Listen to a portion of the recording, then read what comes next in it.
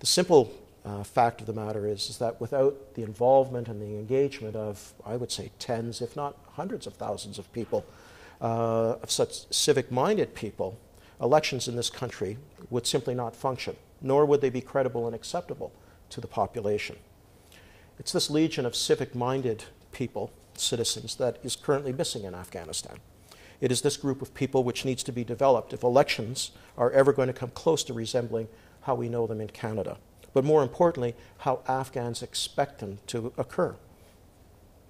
And developing this knowledge and expertise and inculcating a sense of civic duty and responsibility doesn't happen overnight, nor does it happen by osmosis. This goal can only be achieved by long-term, sustained engagement of the international community, working in a collaborative manner with the stakeholders, with the people of Afghanistan. The recommendations of the 2004-2000 observer missions, election observer missions, recognize this deficit, yet literally no sustained voter education, civic education activities took place between 2004 and 2009. So I ask, who's responsible for this?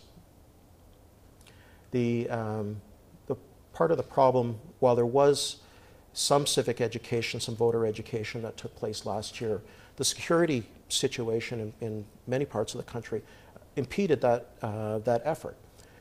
You had non-governmental organizations that were charged, that were engaged by the international community, by the Election Commission in Afghanistan, to go out and conduct voter education activities. Do seminars, hand out posters, literature, that type of thing. Many of those activities never took place because individuals went to these particular villages and they knew that if they showed their face and they started engaging in this kind of activity, that their lives could be in danger. So a lot of that material was dumped off at the side of the road, and there was no proper follow-up, no evaluation that took place afterwards. Along the same theme, one of the most striking lessons that I learned from 2009 was the profound lack of understanding of the electoral process that was evident within many of the key stakeholder groups. And by the key stakeholder groups, I'm talking about senior government officials, I'm talking about candidates, both presidential and provincial council candidates, public servants at the district, at the provincial, at the national level, as well as electoral institutions. And I include the Electoral Complaints Commission in this category, along with the Independent Election Commission, as well as the voting public. Many of the people in these groups had little or no understanding about their roles, their particular roles and responsibilities in the process.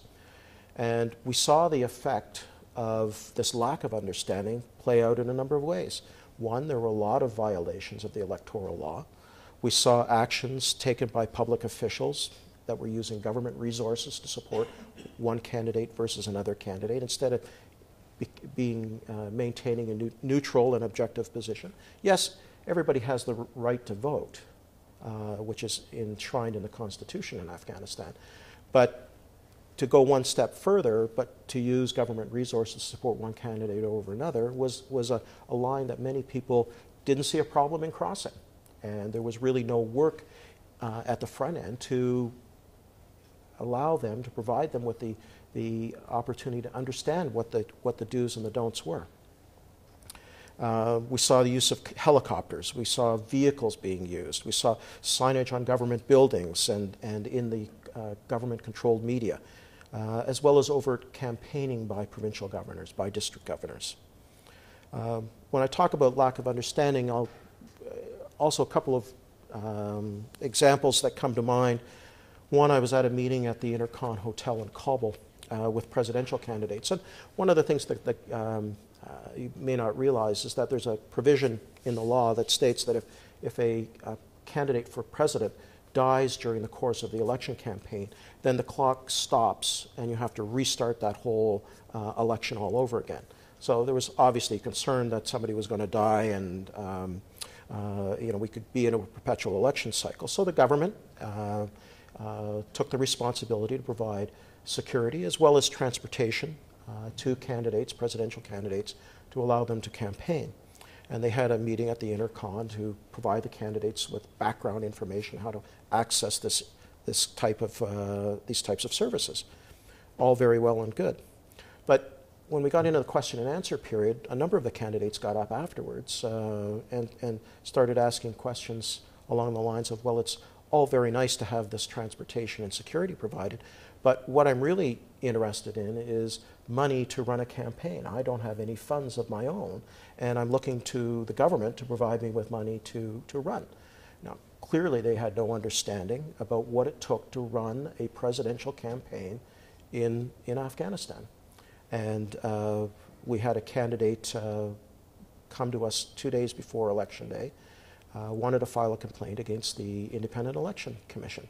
And the nature of the complaint was that he had, and in the law, candidates, official candidates, are allowed to provide their representatives, representatives in polling stations on Election Day in order to observe the process. I mean, just about every system has that provision. And so he had gone to the IEC and demanded scrutineer forms, polling agent forms. And in his mind, he wanted to put an agent in each of the approximately 24,000 polling stations around the country. And they only gave him a couple of sheets. So his complaint was that they didn't provide him with 24,000 candidate agent forms. And this isn't an offense under the election law, and we tried to get that across to him. But again, he didn't have the financial wherewithal to photocopy, reproduce these forms. And when we really sat down and talked to him about this, he didn't even have 24,000 people that he could have attached names to those forms. He didn't even have 200 people that he could put names on a form. So to us, and to me, there was a profound lack of understanding about what it really took to run a campaign by many candidates, as well as the process itself. And that became evident in the many thousands of complaints that were filed with ECC on and after Election Day. I'd like to say, though, that in cases where there was clear and convincing evidence of electoral violations, we issued fines. We also disqualified candidates. At the end of the campaign period, we had fined presidential candidates, vice presidential candidates, other stakeholders in the process, provincial council candidates, etc. Because of the lack of understanding of the process, a lot of the actions that were taken by different players really distorted the level playing field, which was the objective of the international community going into the process. But we really didn't, as in the international community, and like I mentioned in terms of civic and voter education, we didn't really think through how we could provide that education to those key stakeholder groups. There was really no training provided to candidates. I mean, NDI did do some candidate agent training. Another NGO, the International Republican Institute, worked with a small subset of candidates to try to give them some understanding. But the IEC, as the overall agency responsible for the process, really did not do any outreach, any education work with the candidates. The sole exception to this that I'm aware of was the EU poll, which was the European police that worked with inspector generals of the police, the Afghan National Police Force. But that was a small drop in what should have been a much more comprehensive, much more extensive effort by the international community. So the net effect of all of this was that the election was essentially a free-for-all for all the contestants and supporters. But again, I asked the question, how can we expect different behaviors or outcomes if we don't focus on the fundamentals first and raise the knowledge and awareness of the process with those key participants? I talked earlier of the civic deficit that exists in Afghanistan. But how can we encourage people throughout the country to take on these important roles if public officials, candidates, communities, tribal elders don't understand the process?